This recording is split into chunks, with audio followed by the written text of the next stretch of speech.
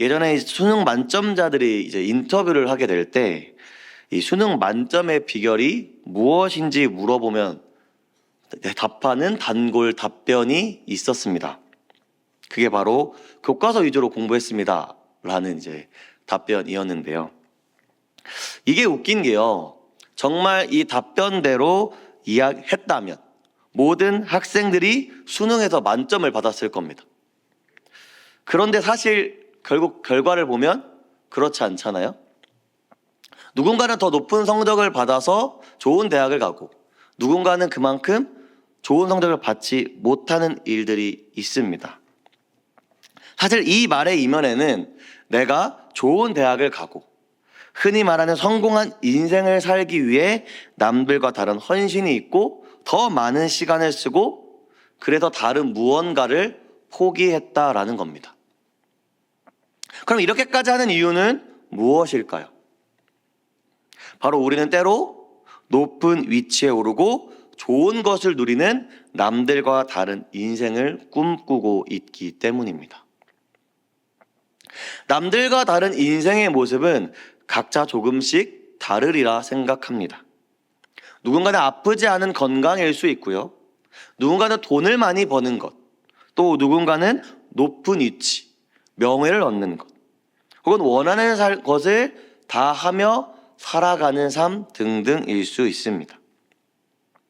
그리고 이것을 위해 누군가는 공부를 열심히 하거나 누군가는 관계를 잘 쌓아가기도 하고 누군가는 돈을 열심히 버는 등 자신들이 할 수 있는 노력을 하게 됩니다. 이 자리에 있는 우리도 어쩌면 남들과 다르게 잘 살아보고 싶고 좋은 인생을 살아가고 싶다라는 생각을 할지도 모릅니다.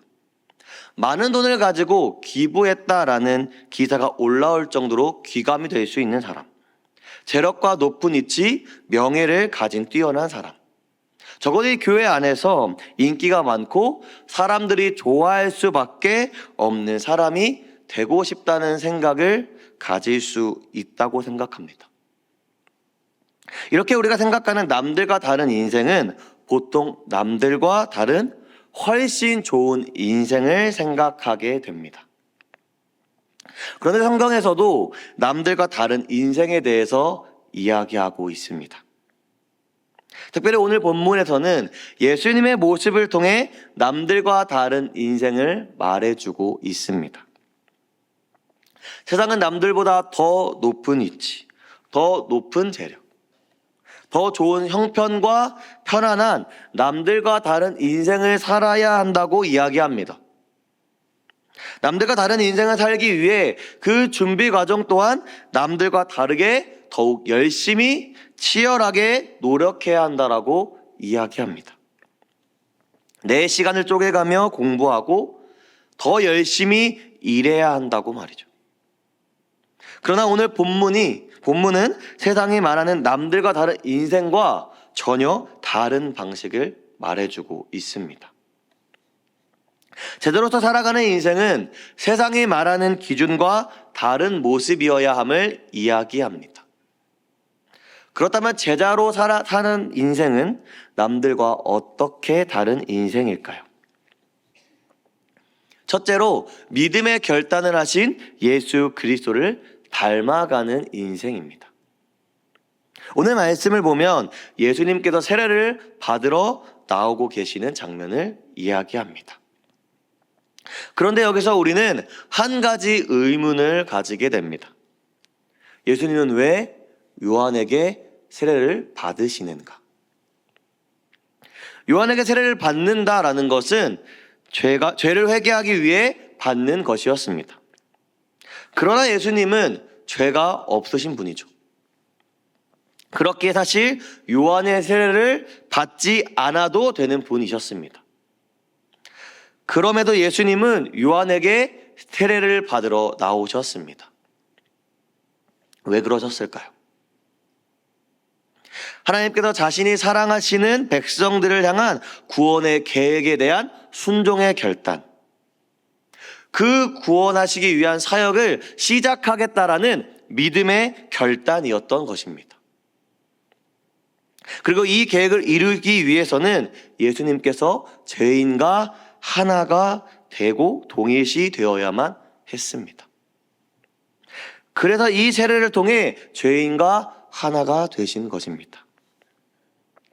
여러분, 예수님이 오늘 말씀에서 세례를 받으신 이 장면은 단순히 세례를 받았구나 하고 끝나는 것이 아닙니다.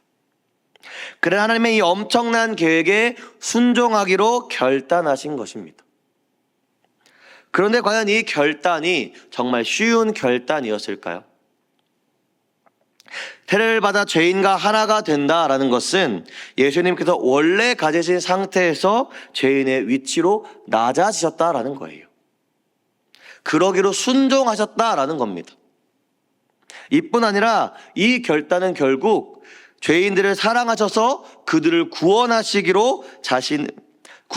위해 자신의 목숨을 바쳐야 한다는 그 계획에 순종하겠다라는 거예요. 여러분, 예수님께서 이 결단이 정말 쉬우셨을까요? 아닙니다. 예수님께서는 붙잡히시기 전에 기도하면서 아버지여, 이 잔을 내게 옮겨 주시옵소서 라고 기도하셨습니다.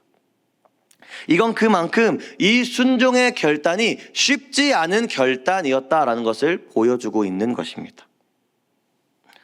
우리의 모습도 생각해 보았으면 좋겠습니다. 우리도 그리스도의 제자로 살아간다고 이야기하고 그렇게 살아가려고 무진장 애를 씁니다. 제자이기에 하나님의 부르신 뜻대로 살아가려고 노력합니다. 그런데 우리가 고난이 찾아오거나 우리에게 하신 그 명령이나 뜻이 어려운 것임을 느낄 때 그 자리에서 아무렇지도 않게 바로 주님, 내가 순종하겠습니다 라고 고백하는 것이 정말 쉬우셨나요?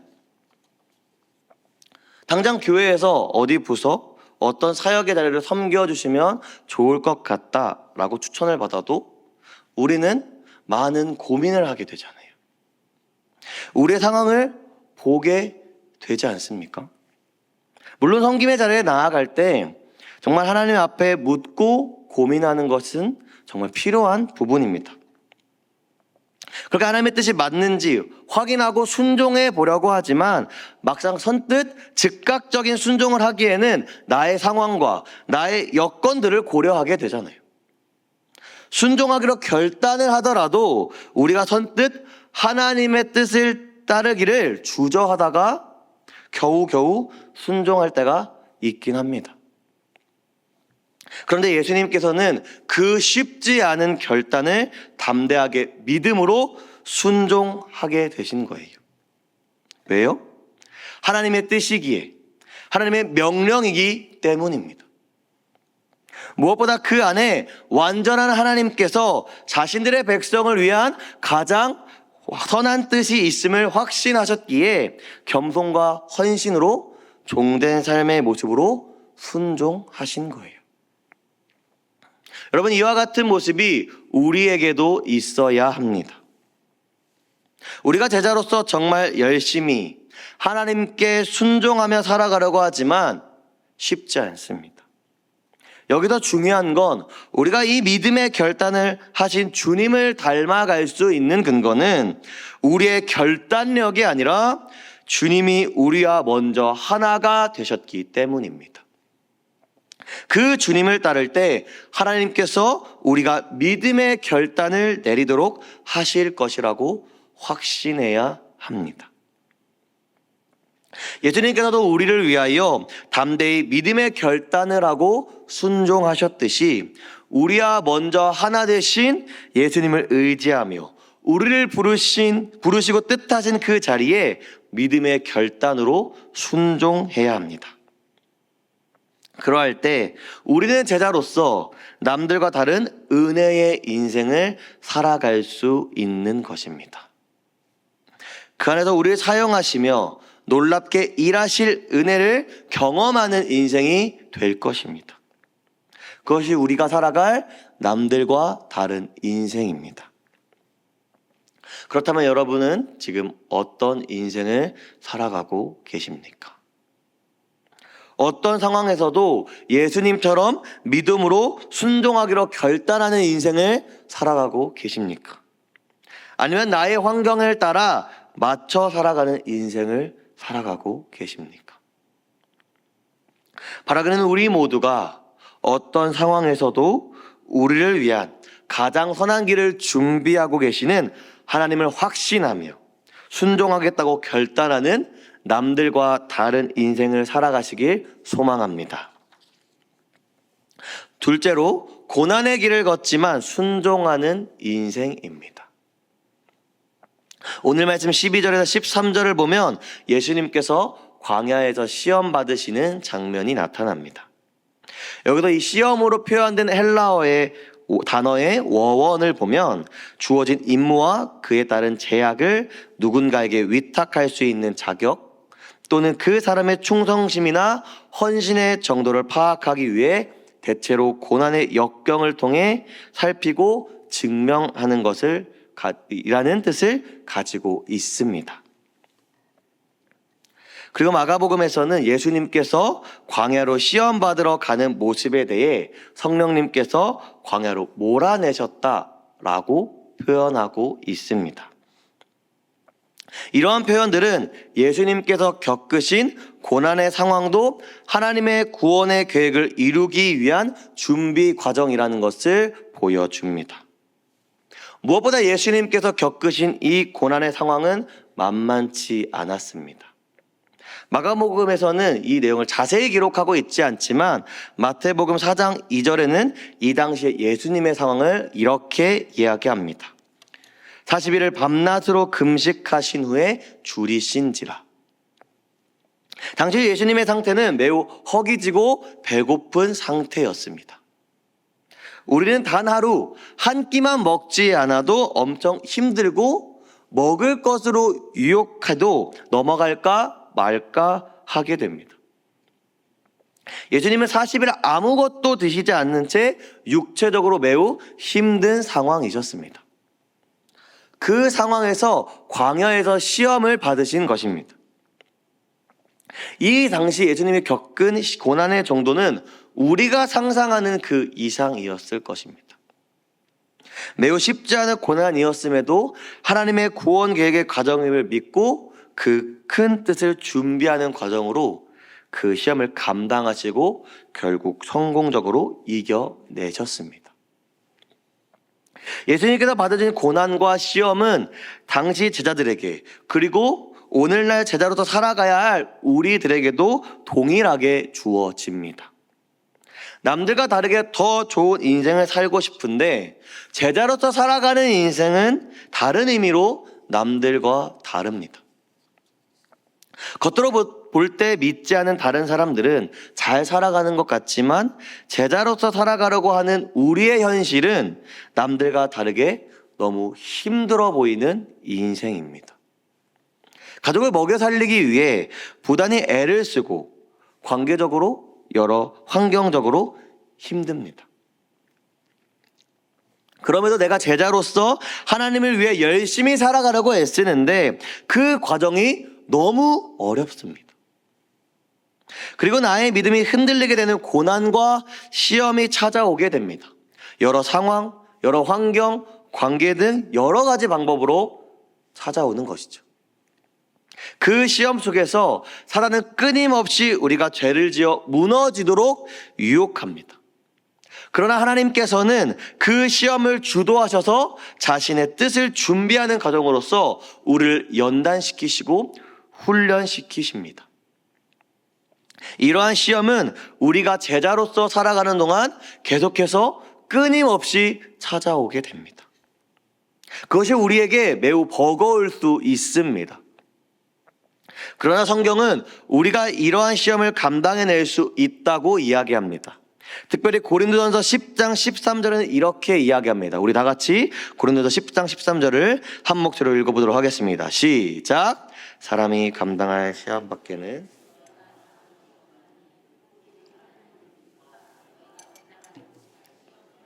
허락하지 아니하시고 시험 당할 즈음에 또한 피할 길을 내사 너희로 능히 감당하게 하시느니라. 아멘. 미쁘시니 하나님께서는 우리에게 감당할 수 있는 시험만 허락하시는 분이십니다. 나아가서 하나님은 이 시험을 당할 때 피할 길 또한 내어주셔서 우리가 그 시험을 감당하게 하시는 분이라고 성경은 이야기합니다. 오늘 우리가 읽은 이 마가복음 본문에서도 하나님께서 시험 가운데 피할 길을 내어주시는 모습을 발견하게 됩니다. 오늘 보면 13절을 보면 이렇게 이야기합니다. 광야에서 40일을 계시면서 사탄에게 시험을 받으시며 들 짐승과 함께 계시니 천사들이 수종 들더라. 예수님께서 시험 받으실 때 천사들이 수종 드는 모습을 이야기합니다. 이것은 예수님께서 시험 받으실 동안 신실한 도움이 있었다라는 것을 이야기합니다. 이러한 도움은 시험 가운데 있는 우리에게도 동일하게 주어지고 있음을 말합니다. 그래서 제대로 살아가는 우리는 세상 속에서 어떤 시험과 고난이 찾아와도 그 가운데 우리가 이겨낼 수 있도록 신실한 도움이라는 피한 길을 주시기 때문에 우리는 어떤 시험도 감당해낼 수 있는 것입니다. 그래서 우리는 이 제자로서 고난과 시험 가운데서도 하나님께 순종하며 살아갈 수 있는 것입니다. 사랑하는 맑은새 광천교회 성도 여러분, 현재 여러분의 삶은 어떠십니까? 예수님을 믿고 남들과 다르게 행복한 인생을 살아가고 싶은데 정작 나의 삶은 너무 고단하고 힘들기만 한 것처럼 여겨지지는 않습니까? 그런데 여러분, 그것이 제자로서 누리는 은혜요, 남들과 다른 인생입니다. 왜냐하면 우리는 어떤 시험과 고난이 찾아와도 승리할 수 있는 강력한 무기가 있으며 나아가 결국 우리는 영원한 참 소망을 누리게 되는 인생이기 때문입니다. 여러분, 시험이 찾아올 때마다 이 사실을 기억하시길 소망합니다. 시험이 찾아올 때마다 우리에게 감당할 시험만 주시는 그 하나님, 우리가 그 시험을 피할 수 있도록 신실한 도움을 주시는 그 하나님을 기억하시길 소망합니다. 그 하나님의 능력으로 말미암아 우리는 시험 가운데 이겨내며 하나님의 말씀에 순종하는 제자로 살아낼 수 있는 것입니다.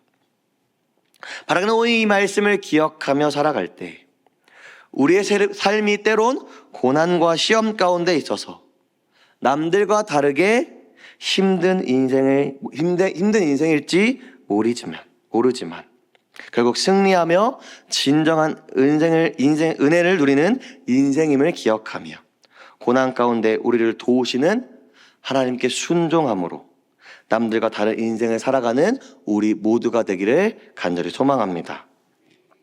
셋째로 하나님 나라의 시작점인 예수 그리스도를 따르는 인생입니다. 오늘 본문 14절, 15절 말씀을 보면 예수님께서 요한이 잡힌 이후에 갈릴리에서 복음을 전하시는 모습을 보여주고 있습니다. 이때 예수님께서 뭐라고 전하시냐면 바로 때가 찼고 하나님의 나라가 가까이 왔으니 회개하고 복음을 믿으라 라고 이야기합니다. 하나님의 나라라는 것은 단순히 어떠한 영역적인 것을 넘어서 이 땅에서의 메시아의 통치를 이야기합니다. 그 메시아인 예수 그리스도가 이 땅에 오셨다는 점에서 이미 하나님의 나라가 시작된 것입니다. 그리고 이제 우리는 그 하나님의 나라를 이 땅에 실현하며 살아가야 합니다. 그렇다면 하나님의 나라를 살아가려면 어떻게 해야 될까요? 오늘 말씀 15절에는 크게 두 가지를 이야기합니다. 15절 말씀 이렇게 이야기하는데 이르시되 때가 찼고 하나님의 나라가 가까이 왔으니 회개하고 복음을 믿으라 하시더라. 바로 회개하고 복음을 믿는 것입니다. 이것이 하나님 나라를 다스릴 메시아 예수 그리스도를 따라 하나님의 백성, 제자로 살아갈 수 있는 유일한 방법입니다. 하나님 나라의 백성의 제자로 살아가기 위해서는 예수 그리스도를 따라야 합니다. 그러려면 무엇보다 필요한 것이 나 자신의 죄를 회개하고 복음을 믿는 것임을 오늘 본문은 이야기해주고 있습니다.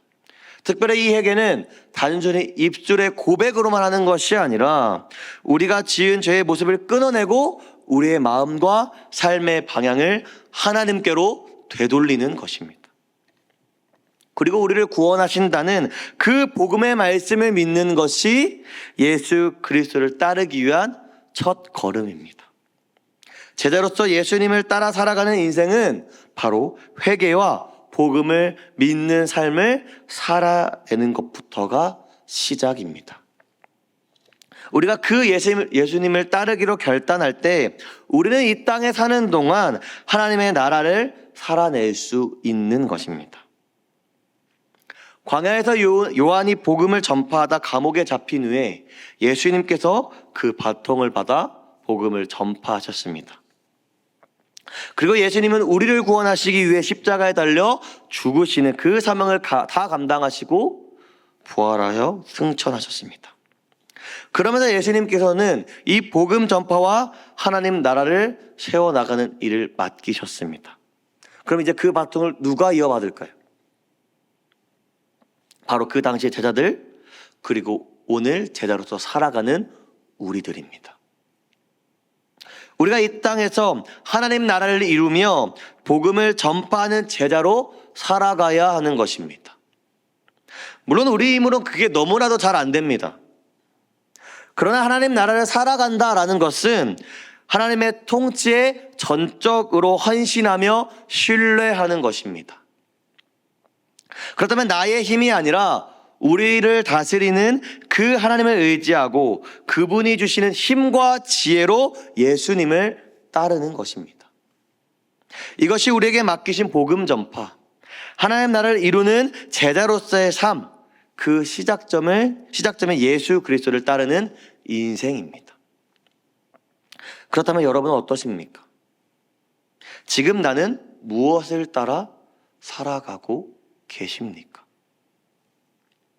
세상에서 남들과 다르게 살아가기 위해 모든 것을 포기하고 열심히 살아가고 열심히 일해야 한다며 세상이 말하는 이 성공을 따라 살아가고 계십니까?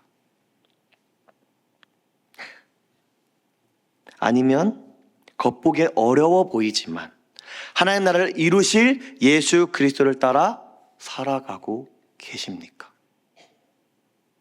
여러분, 우리는 제자로서 남들과 다른 인생을 살아가야 합니다. 그 인생은 세상에서 말하는 성공을 따르는 삶이 아니라 영원한 하나님 나라를 따라 그 예수 그리스도를 따라 살아가는 삶입니다.